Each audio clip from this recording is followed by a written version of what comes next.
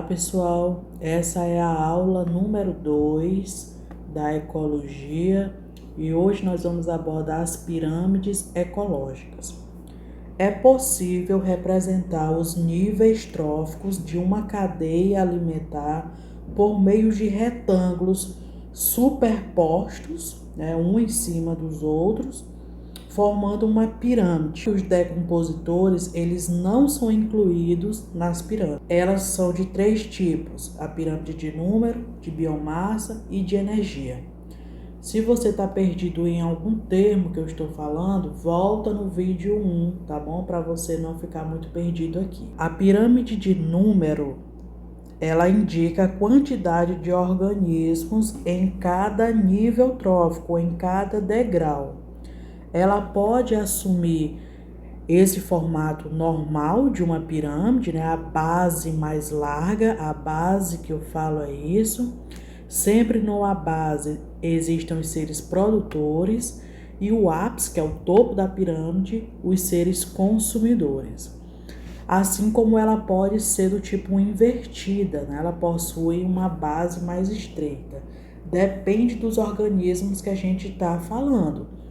Por exemplo, aqui nessa pirâmide, nós temos 1000 plantas. O que vai interessar aqui é o número, por isso pirâmide numérica. 1000 plantas alimentam 300 gafanhotos. Então, 300 é um número menor do que 1000. Aí nós temos um estreitamento desse nível trófico. 300 gafanhotos, por sua vez, alimentam 20 pássaros. Então, você está observando o número 1320. Sempre numa base são os seres produtores e nos demais degraus os seres consumidores. Uma base onde os produtores representam apenas 3, por isso essa base é uma base estreita. 3 árvores, 3 ipês sustentam 1000 besouros. Esse 1000 em relação ao número 3 é maior, por isso esse degrau ficou bem largo. 1000 besouros alimentam 20 pássaros. O número 20 é um número menor do que 1000, então a base voltou a ficar estreita. A pirâmide de biomassa, a quantidade de matéria orgânica presente no corpo dos seres vivos de determinado nível, em determinado momento, é chamado de biomassa. O que vai nos interessar aqui é o peso. Esse peso ele pode ser dado em gramas, ele pode ser dado em quilos ou ele pode ser dado em toneladas. Vai depender do que foi colocado na pirâmide. 10.000 gramas de capim alimentam 1000 gramas de gafanhoto. Então, observe, o que vai interessar aqui é o peso. Tanto a pirâmide de biomassa como a pirâmide de números, ela pode estar numa posição normal, direta, ou ela pode vir de forma invertida. Uma pirâmide de energia, ela sempre vai assumir esse formato básico. Sempre ela vai ser de forma direta. Ela sempre vai ter uma base larga e um ápice mais estreito. Por quê? Quem são os produtores? São aqueles que captam a energia solar e transformam em energia química na formação da molécula de glicose durante a fotossíntese. Como uma parte dessa energia, só 10% é passado para cada nível, para cada degrau, 90% se perde. Então, sempre nós vamos ter uma pirâmide onde a maior concentração de energia está na base e a menor quantidade de energia está no topo. Quanto mais degraus você tiver numa pirâmide, menos energia o topo vai possuir. Sobre magnificação trófica. Um dos problemas atuais mais sérios é o acúmulo de substâncias tóxicas no ambiente. Muitos desses produtos não podem ser decompostos pelas bactérias e nem por fungos. Aí nós chamamos de produtos não biodegradáveis, quer dizer que fungos e nem bactéria, nenhum ser vivo consegue degradar. Ou então eles demoram muitos, centenas de anos para se decompor. Eles são chamados de poluentes persistentes ou conservativos, por demorar muitos anos para se decompor. Uma vez que eles são absorvidos, eles demoram muito tempo para serem eliminados e a tendência é eles se acumularem ao longo da cadeia, provocando doença ou até mesmo a morte. É o caso de alguns metais pesados, como o mercúrio, o chumbo e inseticidas como o DDT. Isso aqui é uma sigla e ele significa dicloro, difenil, tricloroetano. Então, dicloro, difenil, tricloroetano. A concentração do produto tóxico aumenta nos organismos ao longo da cadeia alimentar. Os organismos dos últimos níveis acabam absorvendo doses altas dessas substâncias, prejudicando a saúde. Então, eles são lançados no ambiente, os seres produtores acumulam em menor quantidade. À medida que esses seres produtores vão servindo de alimento para outros consumidores, a tendência é ir se acumulando ao longo da cadeia. Evidentemente, quanto mais distante um ser tiver do produtor, mais ele acumula essas substâncias não biodegradáveis. Foi o que aconteceu no ano de 1932 no Japão, na Baía de Minamata.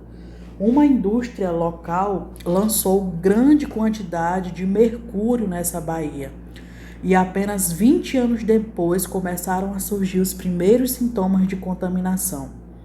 Os primeiros a serem atingidos foram os pássaros, que perderam a coordenação motora, voavam de forma descontrolada e caíam no chão.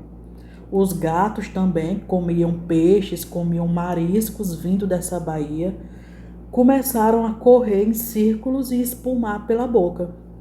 Só depois apareceram os primeiros sintomas nas pessoas.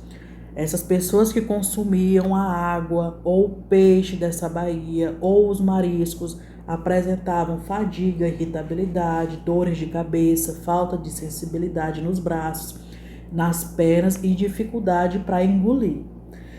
Esse quadro evoluiu para danos na visão, na audição, fraqueza, paralisia e morte. E apenas em 1997 foi que o Estado declarou que a quantidade de mercúrio nos peixes e mariscos estavam seguros para o consumo. Esse desastre ecológico ficou conhecido como a doença de Minamata.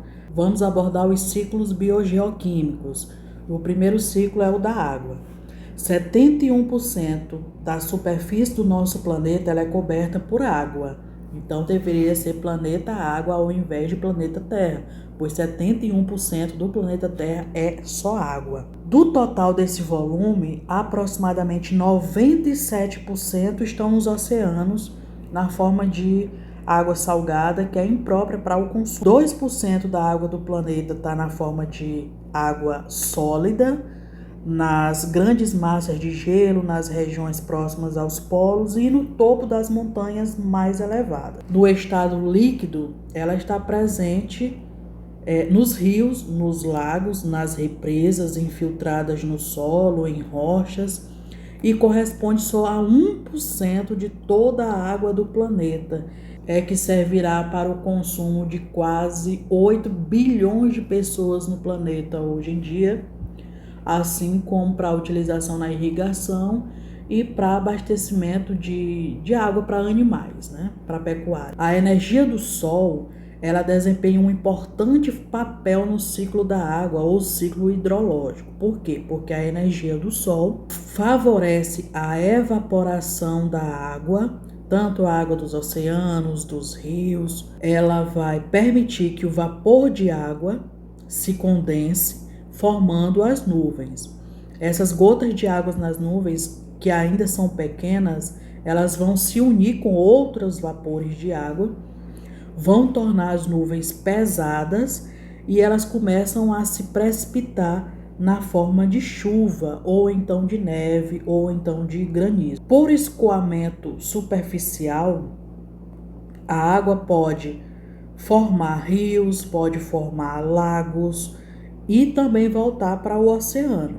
Ela também pode se infiltrar no solo e formar os lençóis subterrâneos ou lençóis freáticos, ou então imensos reservatórios subterrâneos que são chamados de aquíferos. O Sol permitiu a evaporação da água, formou densas nuvens que se precipitou para voltar a abastecer a água que correu para o mar, né, de lagoas, lençóis de água que correu de novo para o mar. Então fechou aqui o ciclo da água. O consumo excessivo, a poluição, aceleram a escassez de água limpa. Afirmar que a água do planeta vai acabar é um grande engano. A água não vai acabar, sempre vai existir o ciclo da água.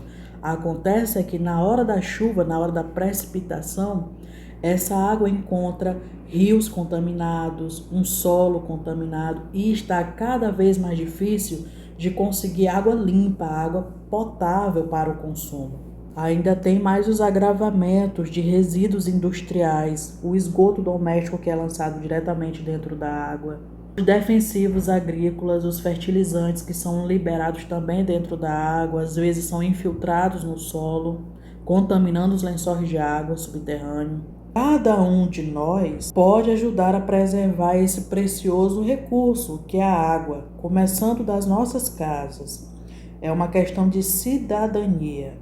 A maneira mais fácil é evitando o desperdício, consertando imediatamente vazamento de torneiras do encanamento, não deixando a torneira aberta sem necessidade, manter a válvula da descarga regulada para não lançar muita água no vaso sanitário, usar um balde em vez de mangueira para lavar carros e limpar calçadas, não jogar lixo em rios ou cursos de água. São métodos simples que cada um pode fazer na sua residência a fim de manter esse bem tão precioso que é a água. No ciclo do carbono, as plantas, elas somem com o gás carbônico atmosférico, né? Elas absorvem, assimilam esse gás carbônico. No processo da fotossíntese, tanto plantas quanto algas convertem o gás carbônico em glicose e a liberação de oxigênio. E os animais utilizam o oxigênio, libera o gás carbônico. Existe um ciclo perfeito na natureza, que a quantidade de gás carbônico muito maior liberada do que as plantas conseguem absorver. Isso devido à queima dos combustíveis fósseis como a gasolina, óleo diesel, querosene, em motores ou nas indústrias, nas usinas, e também pelas queimadas de madeira, queimada de carvão. A concentração desse gás carbônico ele vem aumentando gradativamente ano após ano. Sobre o efeito estufa, os raios do sol eles passam pela atmosfera, esquentam a superfície do planeta e começam a emitir raios infravermelhos. Uma parte desse raio infravermelho é desviada e vai para o espaço, né? Ela é refletida. 90% da radiação do Sol que chega na Terra, ela é refletida. Uma outra parte é absorvida por gases existentes na atmosfera e mantém a temperatura do planeta nos níveis que a gente conhece hoje. O efeito estufa mantém a temperatura média da Terra em torno dos 15 graus Celsius. Se não fosse o efeito estufa, o planeta estaria permanentemente coberto por uma camada de gelo e a temperatura média do planeta seria de menos 18 graus Celsius. Então a água ela não existiria no estado líquido, apenas na forma sólida, então não existiria vida no planeta. Os gases que colaboram para o efeito estufa é o vapor de água, o gás carbônico, o gás metano e os clorofluorcarbono, que está ligado à destruição da camada de ozônio, que é o CF6 que a gente vai ver depois no ciclo do oxigênio. O gás carbônico é o principal gás responsável pelo efeito estufa, o gás metano, que é produzido na decomposição da matéria orgânica em condições anaeróbicas, no cultivo de arroz em terras alagadas, na decomposição do lixo e do esgoto. Além disso, esse gás metano ele é produzido da fermentação da comida no intestino dos ruminantes, né? Do gado em geral, eles produzem muito metano. Com o acúmulo desses gases em torno do nosso planeta, uma parte da radiação infravermelha que era para ser refletida, ela é absorvida, e isso leva ao aquecimento global. Nas últimas décadas, a temperatura média da Terra ela tem aumentado, principalmente devido às emissões de gás carbônico das indústrias, dos motores de automóveis, pela queima da gasolina, pela queima dos combustíveis fósseis, pela queima da madeira, queima do carvão também. Alguns estudos mostram um aumento no ritmo do derretimento do gelo nos polos e a diminuição das geleiras em algumas regiões do planeta.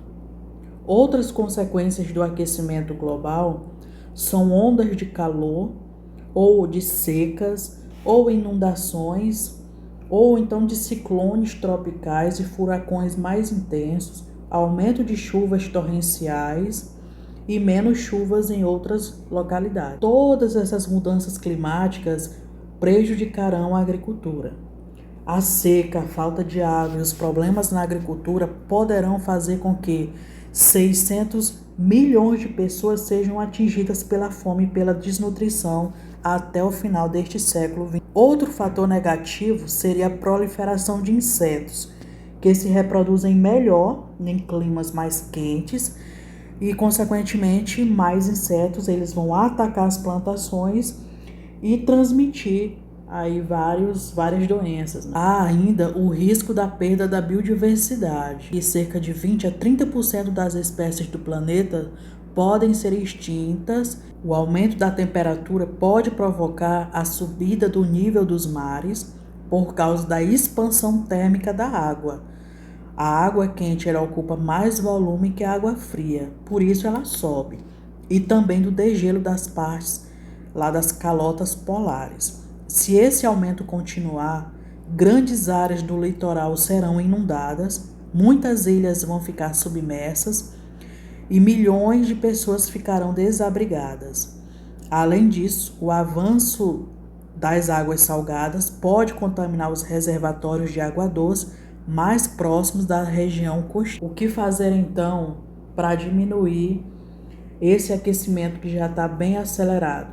Com certeza, o primeiro ato seria reduzir o consumo de combustíveis fósseis, pela utilização de equipamentos mais eficientes que queimem menos combustível.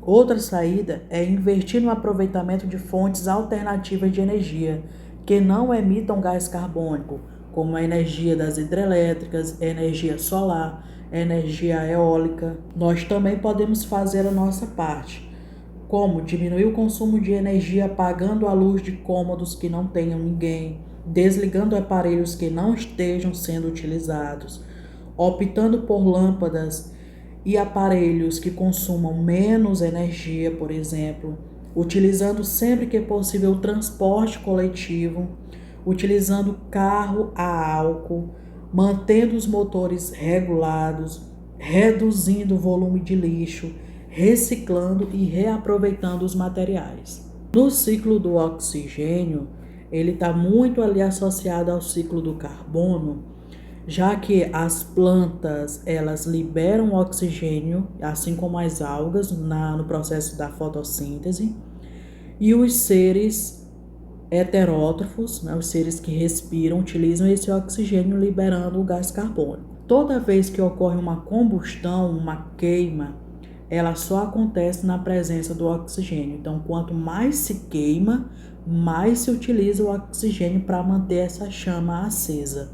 Na estratosfera, quando esse oxigênio ele é liberado pelos seres fotossintetizantes, quando eles chegam na estratosfera, que é mais ou menos a 25 km de altitude, os raios do Sol, os raios ultravioletas do Sol, transformam esse oxigênio em ozônio, que funcionam como um verdadeiro filtro solar, impedindo que boa parte da energia luminosa que chegue aqui à Terra não atinja essa região mais inferior da estratosfera. A camada de ozônio vem sendo destruída por gases liberados por aviões supersônicos que voam acima de 20 km de altitude, por cinzas de vulcões e principalmente pelos CF6, que são clorofluorcarbono.